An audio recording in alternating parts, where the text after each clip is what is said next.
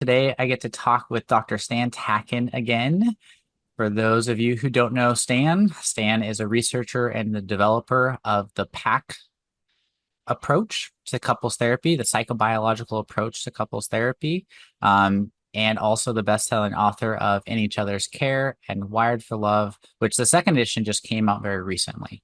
Yeah. And so if you haven't heard from Stan, you'll get to learn a lot from him today. And I would highly recommend any of his books or audiobooks because they're super informative on understanding attachment theory, neurobiology, and how to show up in relationships to make them secure functioning. Thanks for being here, Stan. Thank you for having me again, Kyle. You're welcome. You're welcome. So today we get to talk about affairs and affair recovery. Right. So let's go ahead and dive in. What is kind of the emotional and psychological damage that affairs can cause a relationship? Well, affairs is what people generally say is the damage, the betrayal, and that's true. But the real damage is actually the lack of free flow of information.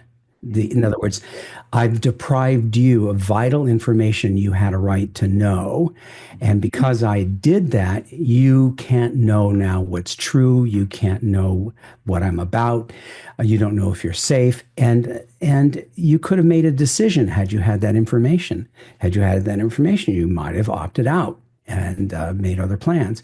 But I deprived you of that. And that is a real problem, a real violation of another person's rights. That's the It, big problem. that is the big problem because it's a secret. They have no information. None of that's just, as you said, free flowing. Right. And all of a sudden they're caught off guard. And I loved what you said. Their whole trust. Who is this person I'm with now? Yeah. What can I trust that they will say? What can I trust that they'll do? Right. And that's kind of shattered. And this happens even with people, that are older and they find letters 30 years ago proving their partner had cheated. They also develop PTSD just as a person who newly discovers a fresh affair. Mhm. Because again, I thought I was a duck. I thought this was a dog, but it's a cat, right? I don't know. Everything's upside down.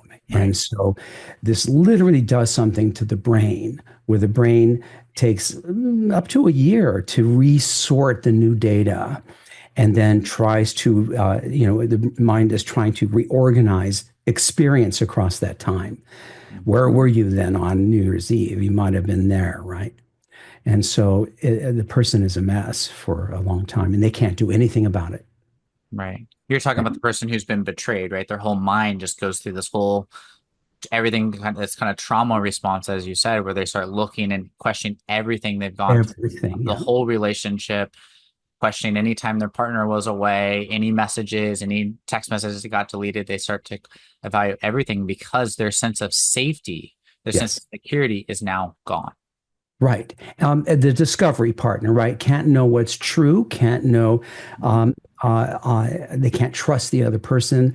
The person has actually proven that they're not reliable. So that's a problem for both of them because they're both going to be in a kind of hell for a while, a year if they play it right, longer if they don't.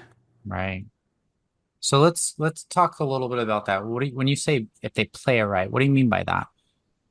This is how I have charted this in terms of architecture. The discovery partner is in a place, and they are the linchpin, in a place of having all the power if they choose to see that. They don't feel like it, but they do have, because the relationship should effectively be over based on social contracts of fairness and justice, right? You did not tell me. I can't know what's true. The safety and security system is now a mess because of you, secret keeper. Therefore, I can call the terms and conditions for continuance. If we were to continue, I can basically say I want this or that and anything, and you can say deal or no deal. Mhm. That is the ideal situation. It's very hard to get the discovery partner to take that position, right?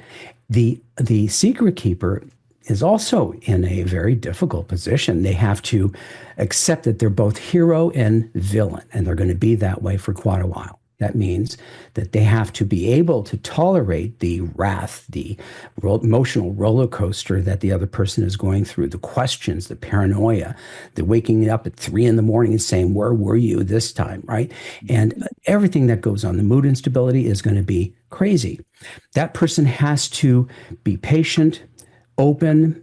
Everything that was locked is now unlocked. There are no codes. Everything is to be shown. They should have been that way before. But that person has to be proactive in them showing them everything and not showing any signs that they're holding back or rolling their eyes when asked or anything. This person has to be wide open and there for their partner who is now dealing with trauma. That's a hard thing to do for them, right? Because they're going to be vilified, Mhm. and that's a hard state to hold.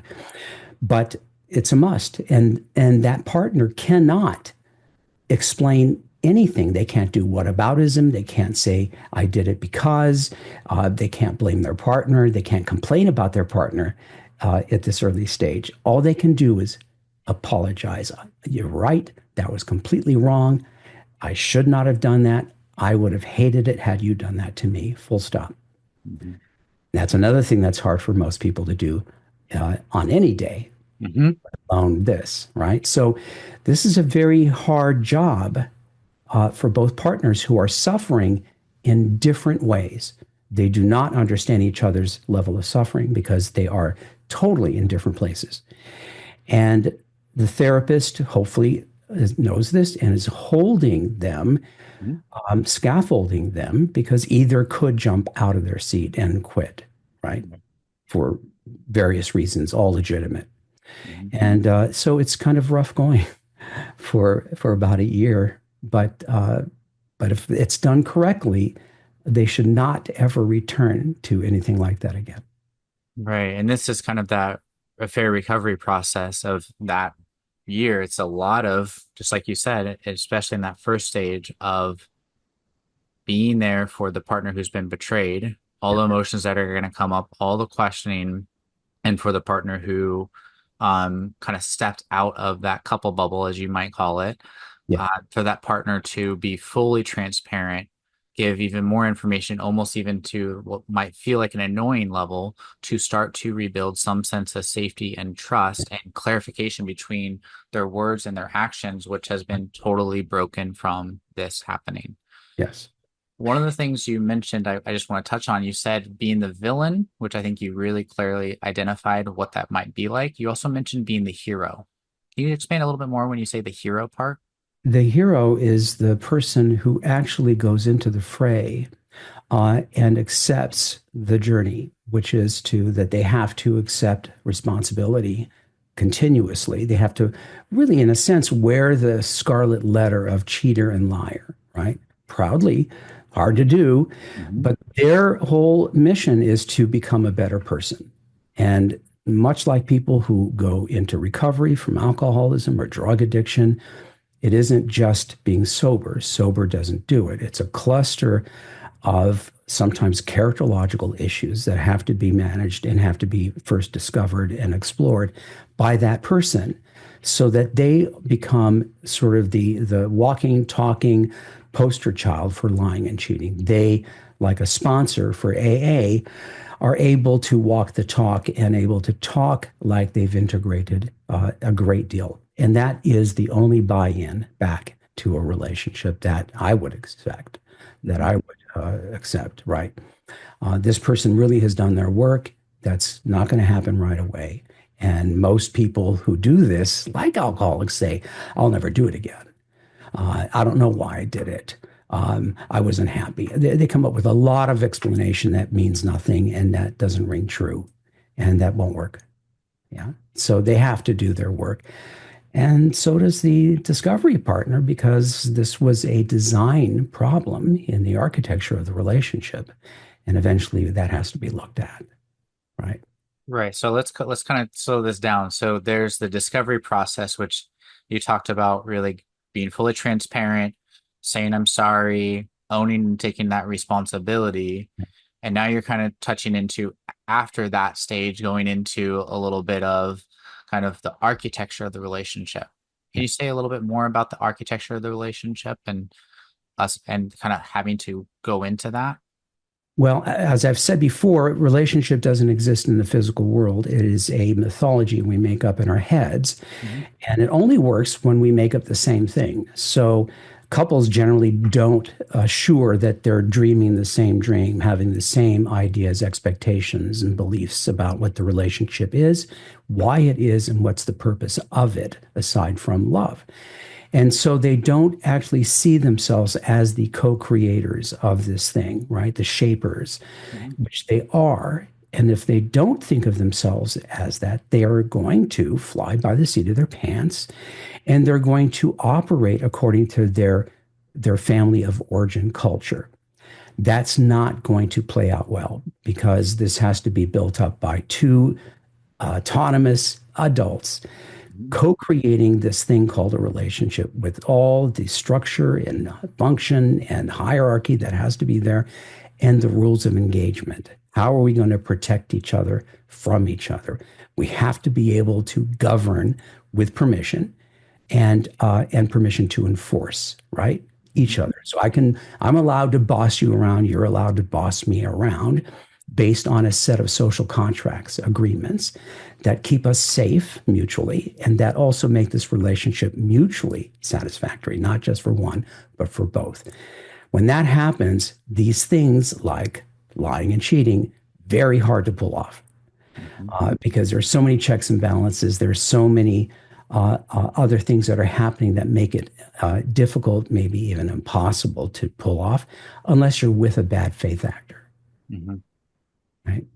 Right, which is kind of what you're talking about right now is really these couples forming the couple bubble, which is something you Yeah. really talk about in your work and especially in Wired for Love.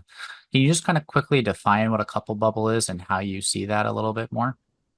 A couple bubble is, again, an image, an idea that you and I are going to make a set of social contracts that set us apart from the rest of the crowd. You and I are going to agree on things that the world will never agree to, such as we're going to keep this relationship and each other absolutely safe and secure at all times. How are we going to do that? And we go down the list, right? We're going to make ourselves the most important people in a room, in any room, by making ourselves the insiders and everyone else the outsiders. We put our relationship union before everything and everyone else because everything and everyone else depends on us being in good order. So that means that the couple bubble has to do with protection of each other in public and in private. Mhm. It's our vow to protect the safety and security system of our union. And that's really basically it. It doesn't exclude others. It incorporates others, but it doesn't do so at the cost of the relationship safety and trust. Which is kind of I mean, that's the core of your work, these social contracts, these agreements, and really getting into clarity around that, just like you said. So there's pretty much no wiggle room to turn outside the relationship. Eventually, but it's not rules and laws. These are principles that you and I believe in Mhm. selfishly. We want. And so it is these are based on big ideas that we formulate by imagination, by thinking large. We want to be we want to be a great couple. We want to remain happy throughout life. How are we going to do that? We'll design it so that we are constantly shaping this to our satisfaction, right? Constantly, no matter what, we come first, and we are two generals, two executives. We're leaders. We run everything. That is a hard thing for people to do, by the That way. makes sense. Yeah, It is. I mean, I knew you talked in our previous episodes how even it's hard for you sometimes to kind of form some of that stuff, but it's necessary. it is. And so I want to go back because, right, let's kind of imagine you have this couple that came into your office. There's been a discovery. The couple bubble has been kind of popped in a way. They haven't formed it. They haven't really talked about it. You help them go through the discovery process, right? And help the partner who's been betrayed kind of gets more of their hurt talked about, and the betraying partner really apologizing, being there, kind of going through the fray, as you said. Yes. What else kind of happens, and what else does the relationship need as they're going through that affair recovery process? In the first phase, it is very rocky. It is, there's still fallout from this, and it's going to last for a while. And so, the therapist really sees them for shorter periods more often, basically to scaffold them, to keep them from flying out because anything can happen, right? They're under tremendous stress. And there are many ways to want to get out of this thing, right? We don't like pain. We want to get rid of it as soon as we can. We want to cut corners and bend reality. And the therapist has to keep that from happening Mhm. because that will get them right back into trouble again. So we're holding them in this tension that is hard on the therapist too, because it's quite painful. Mhm. And so when that dust settles, then we can start to focus more on uh, do we continue, and if so, why? What would be in it for both of you?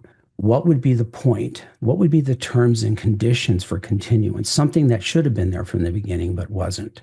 Mhm. And that's another hard get because if they have a lot of history, there's going to be injustice that must be paid for, which creates more injustice. And the therapist has to watch out for that, right? That can't happen if we're going to go forward. Mhm. All you can do about the past is repair it forever, right? No statute of limitations.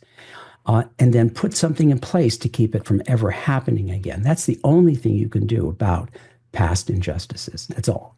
Anything else is suffering, right? So a lot of this is organization and the therapist keeping them to their roles and to keeping them on track. But in the beginning, there's a lot of pressure on the secret keeper to disclose, Mhm. to tell the partner everything, to get them on track to do the right thing, unless they want it to continue longer and longer, right? Mhm. So, but there are many different variables of this situation that complicate things, and I don't know if you want to get into that. This is an architecture for one type of Mhm. situation, right? A one-way direction of discovery, which kind of trumps everything else. Can you kind of expand a little bit more when you say, I don't know if you want to get into that. What do you mean by that? Well, because there are other situations where the couple um, is upside down. The person who shouldn't have power anymore has more power. Mhm. The secret keeper now is still in the driver's seat, and the discovery partner either squandered their leverage or doesn't use it, or it's been taken from them because the secret keeper is still ambivalent about re-entering the relationship. Perhaps they are still with the person that they've been with, or they're not sure that they want to stay, right? That changes the power balance. And the person who is unsure, doesn't necessarily want to be in the relationship, tends to have all the power. Right. And so that I consider upside down because the person who really should lose isn't. The Mhm. person who really should get a fair shake here is not going to, and that's a hard configuration to manage. Right, because they're not going into the work per se Yeah. with adjusting to what the relationship needs for it to have a chance of becoming secure functioning. Yes. And so, just as you said, there's that injustice that's going to set up the imbalance and Mhm. interfere with the effective work. That's right. It's not, yes, and it feels like upside down. It feels like it should not be this way. Mhm. Uh, the by far the hardest thing is to get the discovery partner seated and positioned correctly, because most people in that position don't want to lose the relationship, even though they, in essence, have Mhm. the relationship they thought they had. And so it's very difficult to get them to stand their ground and to play the game of deal or no deal. Uh, Mhm. and they're the essential ingredient here. Without them, there is no way to fix the system. There is no way that they can go forward as a secure functioning system Mhm. because they're not taking their seat and saying, "You're out, no deal, done." Right? Come see me if and when you have a change of heart, but then you would have to prove to me beyond a shadow of a doubt that I can never trust you again. And by the way, you owe me. Mhm. This is pay to play. This is right. This is not right. This is pay to play. You break it, you fix it, kind of thing with adults in a free and fair union of equals. To get people to do that is very hard because of the attachment system, because of all the complications of loss, children, house, money, car, career, everything, family. And so, and then the attachment system itself is a biological mandate that keeps us from quitting, Mhm. right? Which we confuse for love. So it is hard, yet that is the best play. And if we're talking about tactics and Mhm. strategy, if you really want to test to see if your relationship can be the way you want it, you have to then throw down, take the risk, and put your bets down that the other person doesn't want to lose you any more than you want to lose them. And that's what you're betting on. And if that isn't true, well, then no harm, no foul. Right? But that's a hard thing to get people to do.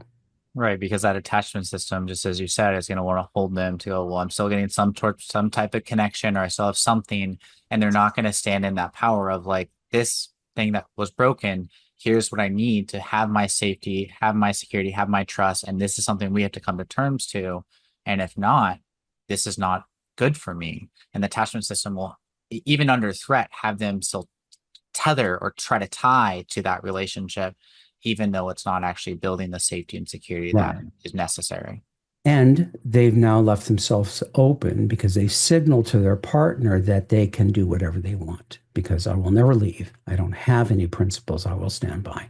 And therefore, and this is important because people will not admit this, but when a child gets away with things and a parent doesn't hold the line, the same thing happens. The child loses respect for the parent and secretly feels they deserve it.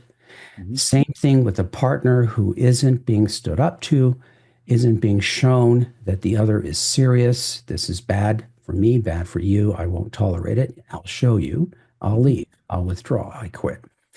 The other person now has permission to do it again. And that's the problem. That's why I say they're the linchpin, Right. right? And it's really hard because people are so afraid of losing the relationship.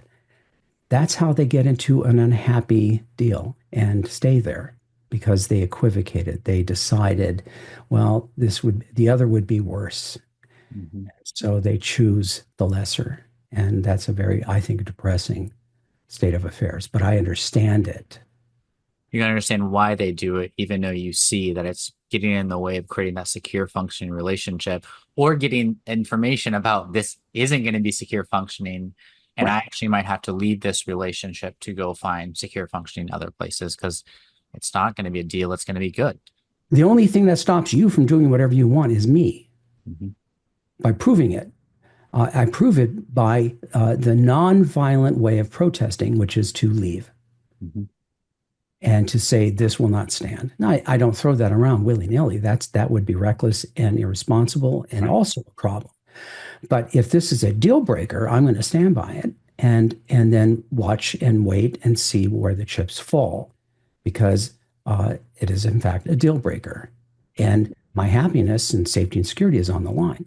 So the stakes are extremely high, but there by the grace of God, right? Go I. I can't say I'd have any easier of a time or do anything better in this situation. I would need support because it is hard to do. Mhm. There's something that you've pointed out, and I know you and I already have answers for this. You keep saying with the therapist, with the therapist. There are couples who I'm sure you've had come in your office who've tried to deal with this themselves. Why is it so important to go to a therapist to do a fair recovery work, to the discovery work? Why is that so crucial? I think because of the attachment system and our constant fear of losing things. We don't like losing things. And if we can do anything possible to keep that from happening, we'll try. But also, in the fear of loss, there's a tendency to bend reality. Bending reality is basically changing reality to avoid the experience of loss. So I will look the other way, or I will forgive you too soon without really finding out what happened and why, and what ensures that I will not get betrayed again. So that bending reality is something we will all do if we're under enough stress of loss. We have to do something because the idea of standing our ground is for many too much. Mhm. So we'll equivocate. And the other is our propensity to want to get out of pain as soon as possible. This is a matter of suffering and regret. When there is a betrayal of this kind, there must be a certain level and sustaining of suffering. Why? Because it's only suffering that causes us to take a look at ourselves and to investigate our history and our behavior. Otherwise, we don't care, Mhm. right? We do not do this electively unless we're a student or, we want to go into therapy. But even then, we'll only go so far.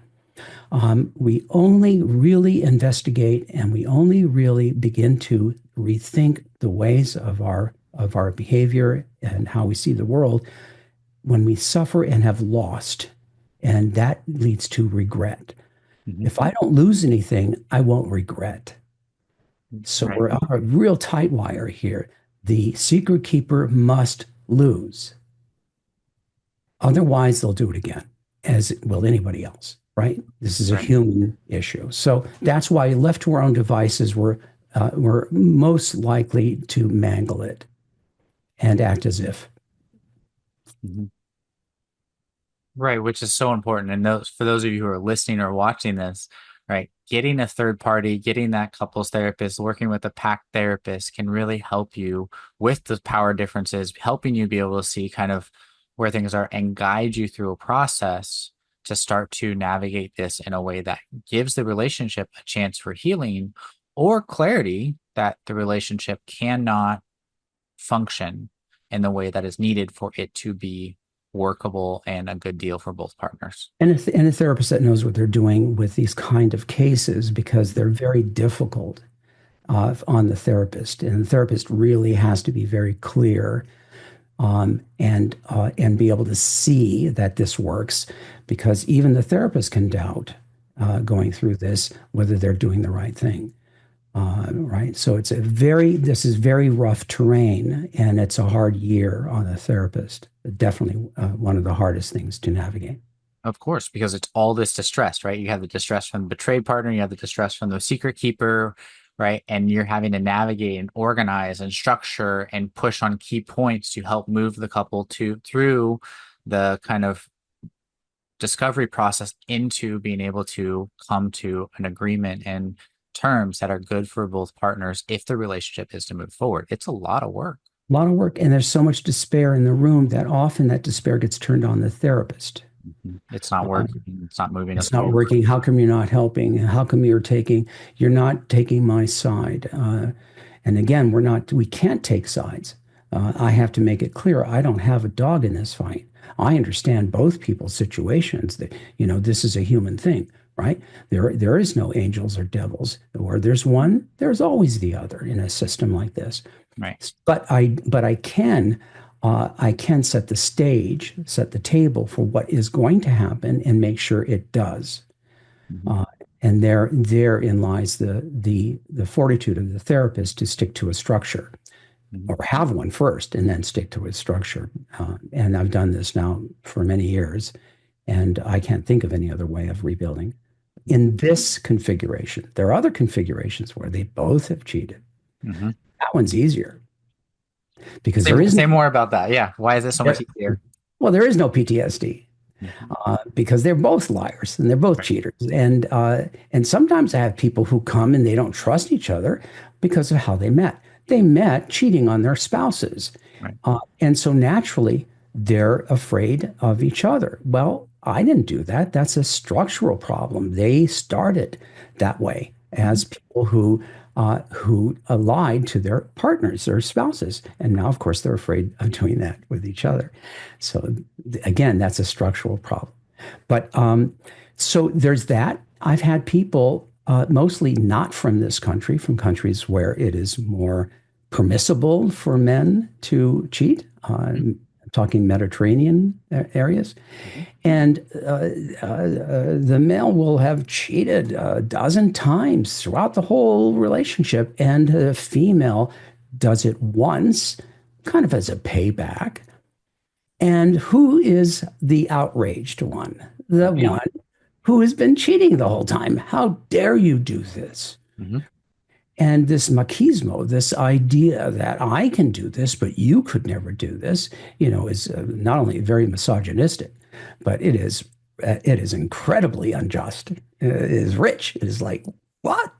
As if there's a moral equivalency there. Mhm. And that, again, can be hard on the therapist because the therapist wants to say, get the fuck out of here. Mhm. uh, right? Because that Right. is clearly not fair.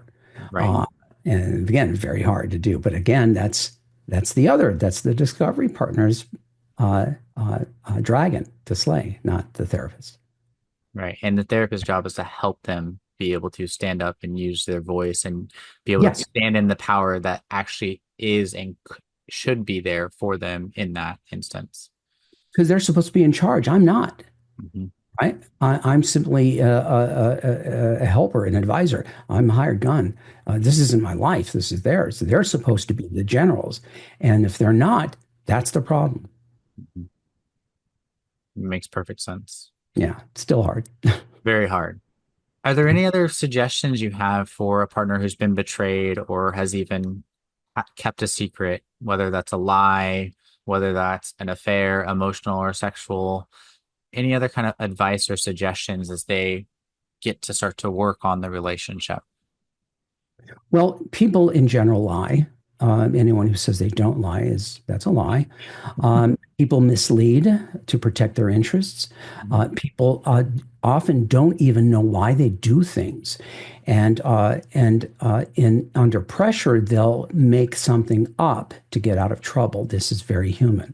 Mhm. So there are lots of problems with people being deceptive without being, a conscious liar, right?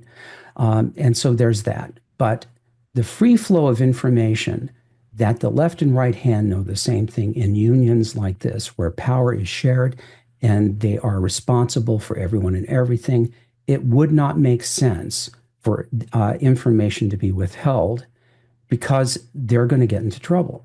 They're going to mismanage things. They're going to maybe discover something which causes this problem. There are all sorts of problems. I would say, it's the central biggest issue that people will break up over, and that is discovery of information that I should have known and you didn't give me. Save yourselves. That's one of the social contracts that should be there. Mhm. That that we are fully transparent with each other, tell each other everything. What do you mean by everything? Everything. Well, if they don't need to know, they'll tell you. But you're on the safe side here. Nothing under my sleeve, nothing behind my back. And the other reason to do it is, guys, you're grown-ups. You're not little children. The time to hide is over. Be yourself. There is no mommy and daddy to get in trouble with. You're doing this because you want to be a free adult.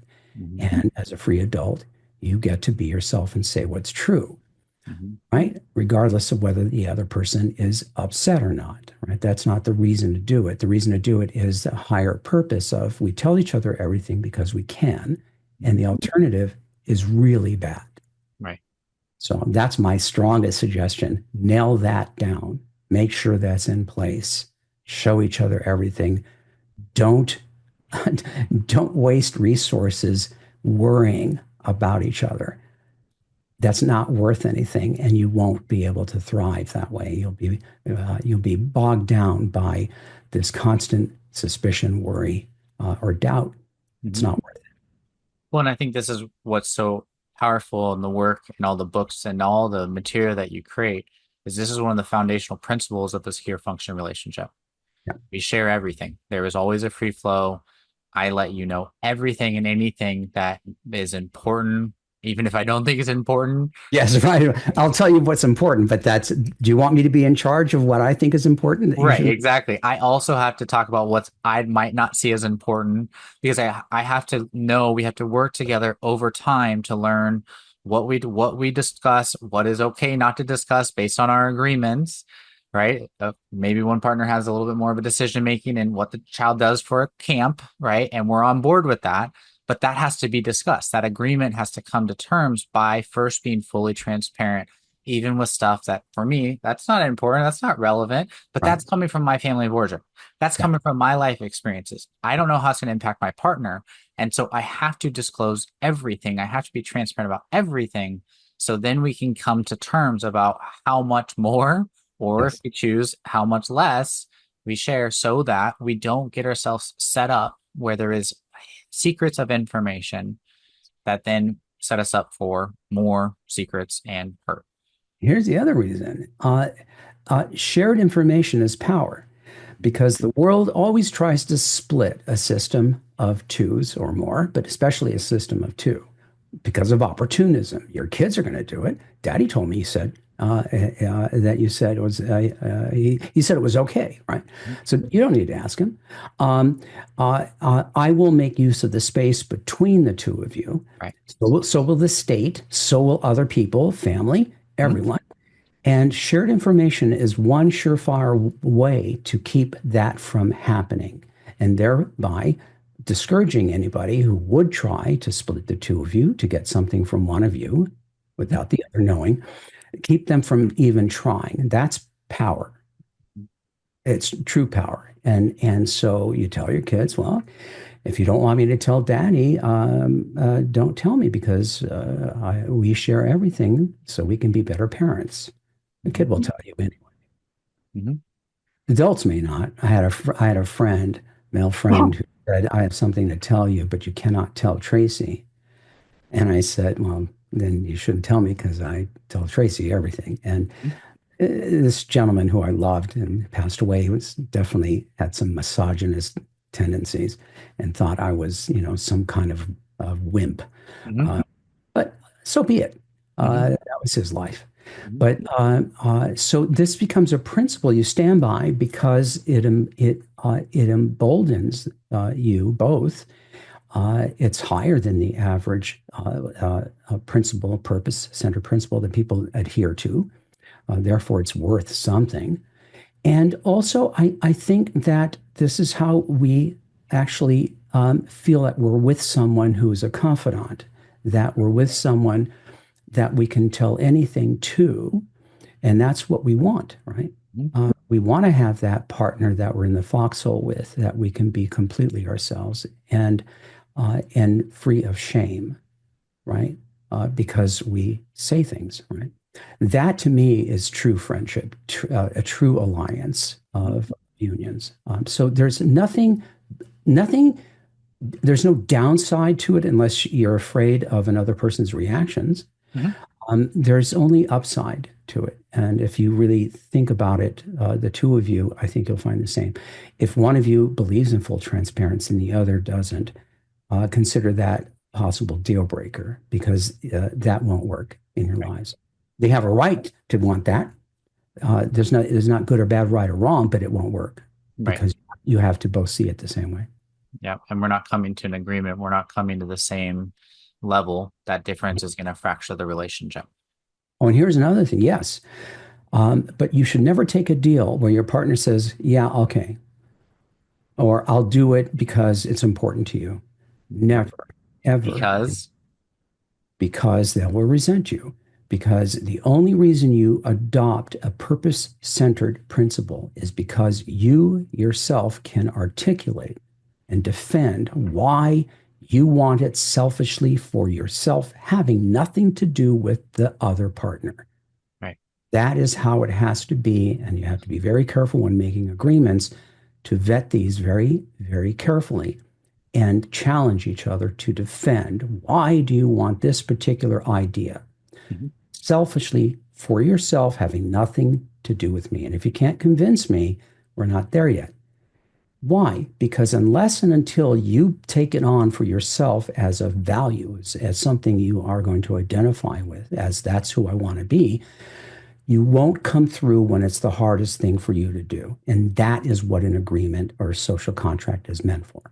Not when it's easy, when I really don't want to, when I really don't like you, when I really hate you, when I'm really attracted to something else. Mhm. That's when it counts. And that's what you're setting these up for, not for your angels, but for your devils. Right. And I think this is what's kind of in summary from this conversation with you, right? In affair recovery, that first part is the discovery process where it is bringing that full transparency, is free flow of information, open up your text, your email, anything that has to do with the secret and beyond Do to not it, delete things. which will just only make things 10 times worse, right? Because then it puts in, right, our partner's brain is going to fill in the blank. Well, what was in an email? What was in the thing? How many other things have been deleted? How many other things are hidden from me? What other affairs or what other secrets, right? It's just going to build from that. And Oh, so, and the I, secret keeper, do not protect your partner from information. That's really protecting yourself, by the way. right. If they ask you something, you answer it without hesitation. They will stop when they feel the need no longer to question, right? Mhm. That is going to happen. You let them decide. You cannot be the gatekeeper any longer of what they should know. Right. Just that you might not feel it's important, but it's important for them. You have to give it till their satisfaction.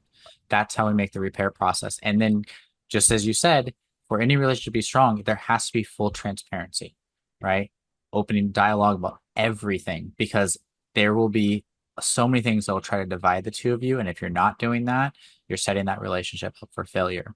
And so that's what happens in the fair recovery process, as well as any couple who hasn't even had an affair yet. You have to do Yes. great safety and security so that your relationship can thrive because you're not holding information, you know everything, and you don't have to worry about any unknowns in the relationship, which allows you to focus outside and not on the distress or misinformation in the relationship.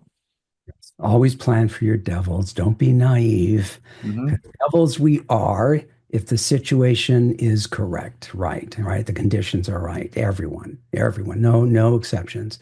And so that's the smart thing to do. That's what anybody else would do in any other business or union of where we want to win, we want to survive, we want to be successful. It would always be looked at this way. Only couples don't do this, and that is why they end up where they do so often as unhappy. Beautiful. I think that's a great place for us to end. Thank you, Stan, for being here. Anyone who wants to learn more about Stan and his work, I'd highly recommend looking at the PACT Institute. I'll link it in the show notes, as well as his latest book, Wired for Love, the second edition, and In Each Other's Care. Thank you. Thank you, Kyle. Always a great time with you.